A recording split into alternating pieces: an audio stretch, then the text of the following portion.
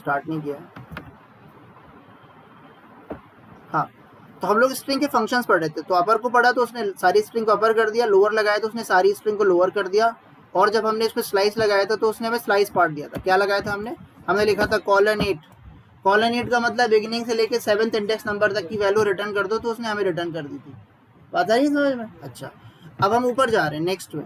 अब हमसे किसी ने कहा कि यही स्ट्रिंग है, मैं बार बार इस स्ट्रिंग को अब किसी वेरिएबल में सेव नहीं कर रहा हूँ, ताकि तुम्हारे दिमाग में ये ना रहे कि वेरिएबल में रखा जाता है। कभी कभी क्वेश्चन बिना वेरिएबल के डायरेक्ट रख देता है ऐसे, तो बच्चे समझ नहीं पाते।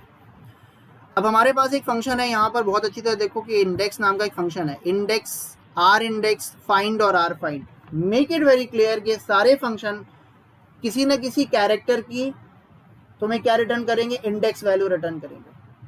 ठीक है, अब यहाँ पर तुम गौर से देखो कि यहाँ पर उसने बोला है इंडेक्स, इसके 3 पैरामीटर होते हैं।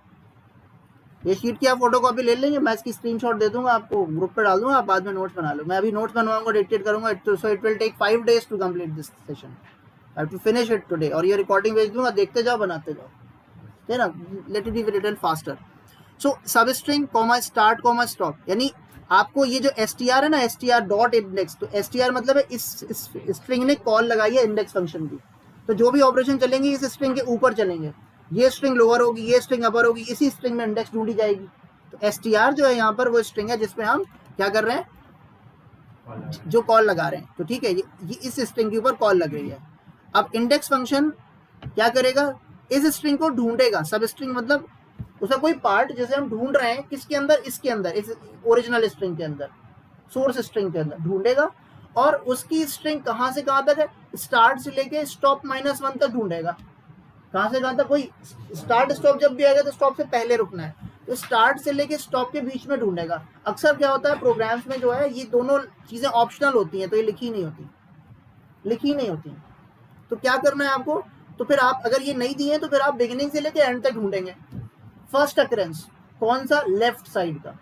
इंडेक्स हमेशा ढूंढता है, इस सब स्ट्रिंग का इंडेक्स ढूंढेगा लेफ्ट से राइट, पहला अकरेंस। हाँ, स्टॉप दिया तो आखिर तक जाओ, स्टॉप नहीं दिया तो आखिर तक जाओ। ठीक है, नहीं काय का -1 जब नहीं दिया, जैसे स्लाइस में नहीं दिया होता तो लास्ट हो जाता है ना। बात आ रही समझ में? अब देखो करते हैं इसको, हम यहाँ पर आ गए, वापस आते हैं, ये आ गया, ये सेफ क्लासेस लिखा हुआ है। अब सेफ क्लासेस में ये जो लिखा हुआ है SAIFCLA,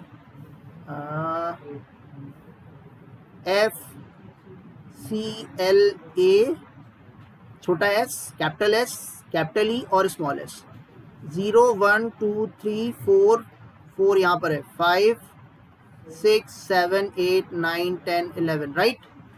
अब हमने यहाँ पर क्या सर्च किया, लेट्स से कि हमने सर्च किया CL ढूंढो, तो हमने लिखा यहाँ पर फाइंड क्या ढूंढना है, CL। ठीक है, अब मैंने कुछ भी नहीं बताया, CL। तो जब ये सर्च करेगा तो मुझे बता देगा इंडेक्स नंबर 5 पे CL की स्टार्टिंग होती है, बता रहा है।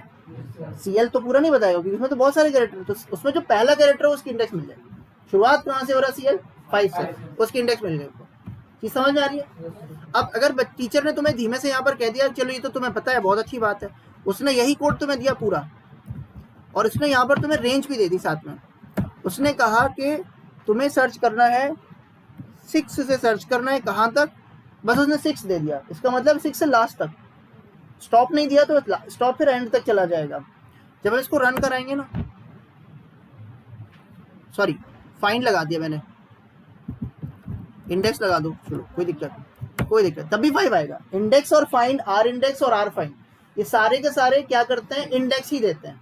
लेकिन इन दोनों में एक बड़ा कॉमन सा डिफरेंस जो मैं बताना चाहता हूँ, अगर इंडेक्स तुमने लिखा और यहाँ पर तुमने एक ऐसे सबस्ट्रिंग को ढूंढा जो एग्जिस्ट नहीं करती, भले उस रेंज में एग्जिस्ट करती, नहीं करती, पीछे कहीं करती है, उस रेंज में नहीं मिल रही, तो इंडेक्स एरर आती है। इंडेक्स में क्या आती है, ये देखो आगे इंडेक्स एरर, मतलब इंडेक्स एरर मतलब वैल्यू एरर।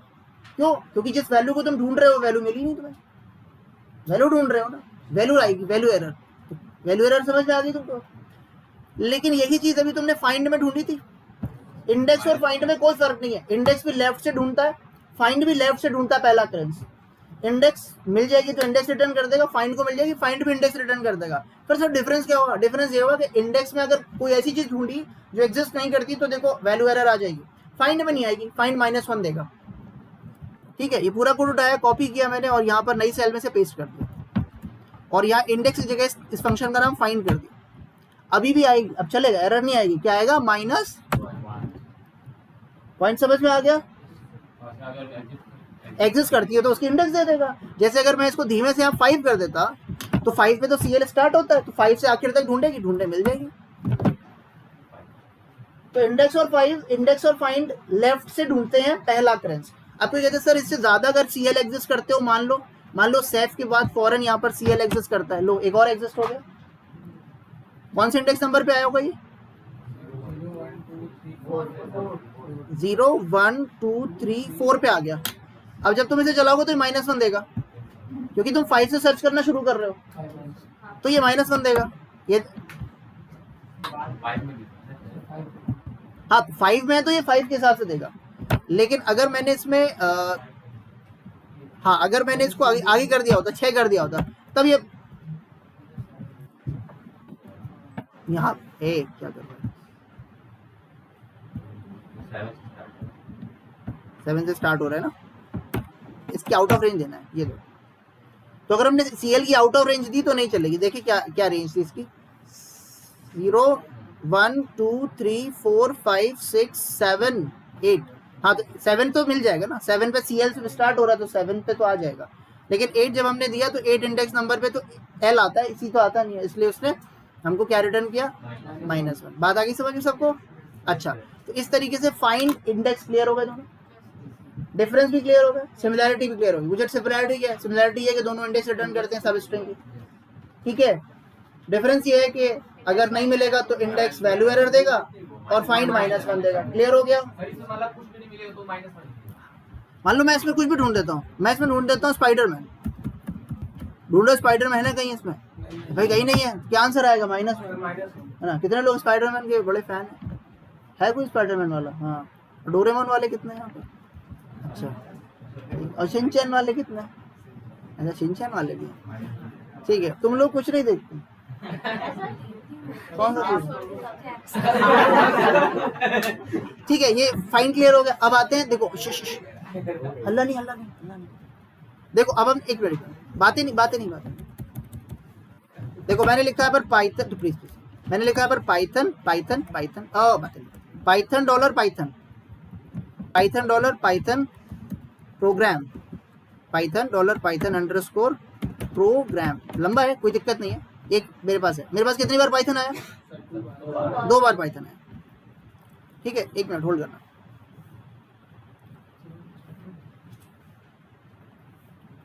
पाई प्रोग्राम ये लिख दिया, 3 बार पाई आ गया। ओए कितनी बार पाई आया?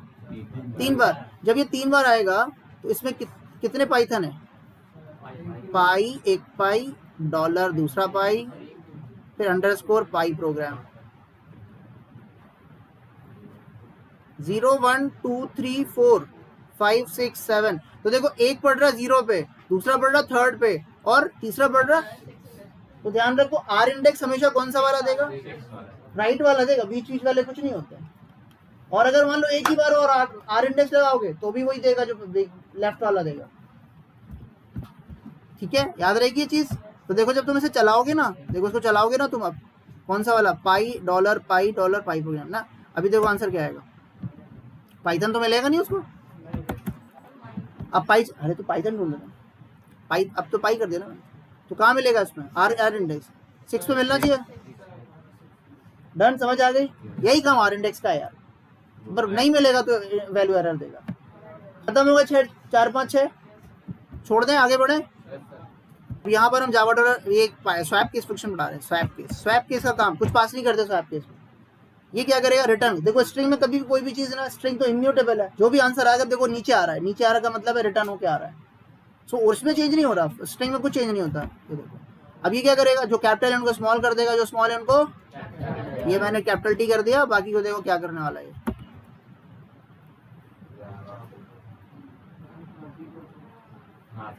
याद आ गया? भूलना नहीं है किसी को।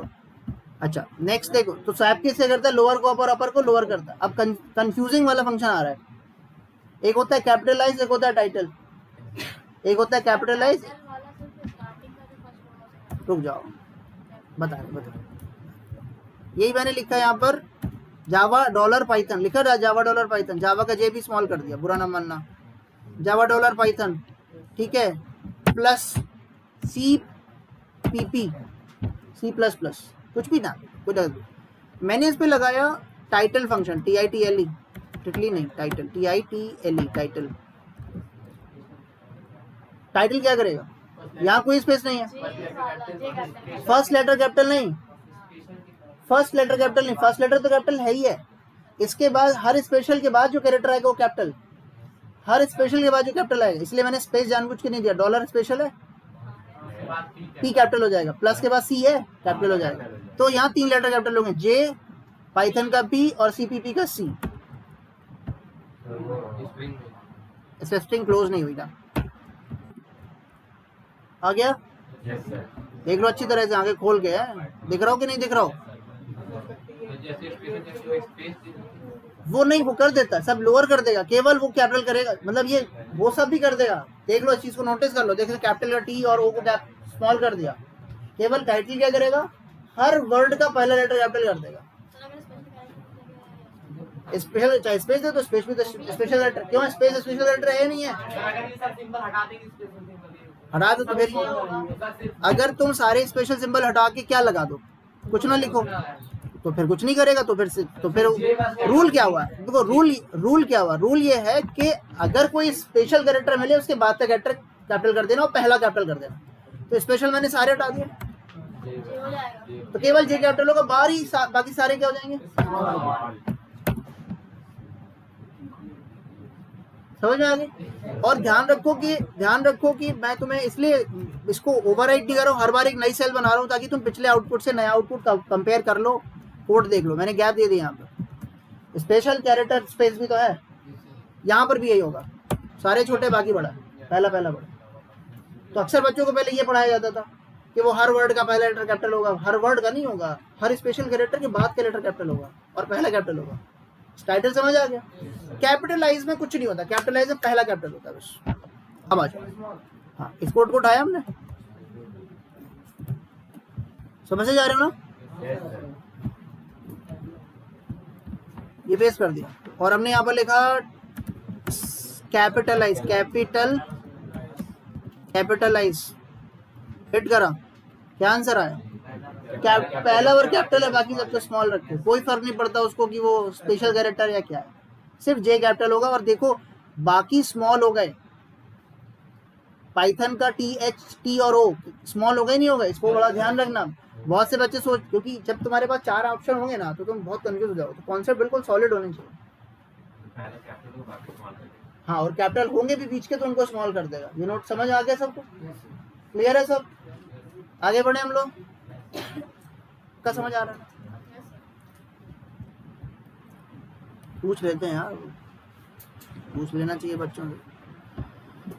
नहीं, अब देखो हम ये बता रहे हैं कि कैसे जो है एक स्ट्रिंग को, अब हम रिप्लेस फंक्शन पढ़ा रहे हैं। रिप्लेस फंक्शन का सिंटेक्स क्या होता है?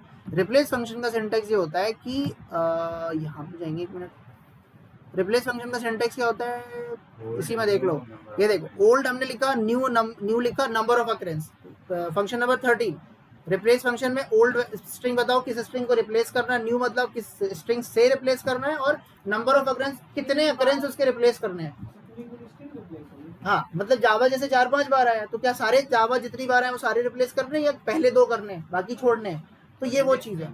हाँ, तो वो चीज़ जो जैसे आएगी तो आप देखो कैसे करोगे, बहुत आसान है। आपने यहाँ लिखा एस डॉट, अब इतनी बड़ी स्ट्रिंग के लिए तो हम डायरेक्ट नहीं लगाएंगे, एस डॉट रिप्लेस पहला वर्जन। किसी ने कहा जहाँ जहाँ जावा है वहाँ पाइथन कर दो, ठीक है। तो पहले क्या आएगा, ओल्ड कॉमा न्यू। तो ओल्ड क्या है, क्या चीज से हटाना है, तो वो चलेगा नहीं, ठीक है। चलाएं इसको। Python is a hoop language slash N, तो पता है multi line string slash N insert होता है। Python is a GUI language, और फिर देखो Python is a platform independent language. बात आ गई समझ में? हाँ, नंबर ऑफ अकरेंस जब नहीं दोगे तो सारे के सारे अकरेंस रिप्लेस कर देगा। जब नंबर ऑफ अकरेंस अभी दे रहे हैं, जब नंबर ऑफ अकरेंस नहीं दोगे तो सारे अकरेंस रिप्लेस कर देगा। यहाँ तक समझ आ गया ये चीज? अब देखो मेरे पास एस ऑलरेडी है, अगर मैं एस को प्रिंट करूंगा एस प्रिंट हो जाएगा, ये एस आ गया। अगर मैं एस को प्रिंट के अंदर प्रिंट करूंगा तो ये स्लैश एन नहीं दिखाएगा, प्रॉपर चेंज करता हुआ दिखाया आपको। बात आ गई समझ में? तो एस है हमारे पास, डन, ठीक है। अब हमने यहाँ पर लिखा एस डॉट रिप्लेस। कल जब हम पूछेंगे तो सब को बनना चाहिए, हम उसके बाद दोबारा रिपीट नहीं करेंगे, तुम जानते हो तुम्हारी कंडीशन खराब है। जावा रिप्लेस कैसे करना है? मैं पाई से करूंगा रिप्लेस फॉर एग्जाम्पल, और मैंने यहाँ पर लिख दिया 2, तो ये 3 अकरेंस में से सिर्फ पहले 2 हटाएगा, तीसरा नहीं हटाएगा। चला दे रहे हैं इसको। 1 मिनट, मैं ऐसा करता हूँ, इसे कैच कर लेता हूँ एक्स में, कर लिया, और प्रिंट कर देते हैं एक्स, अब बिना स्लैश क्या। फर्क समझ में आया दोनों?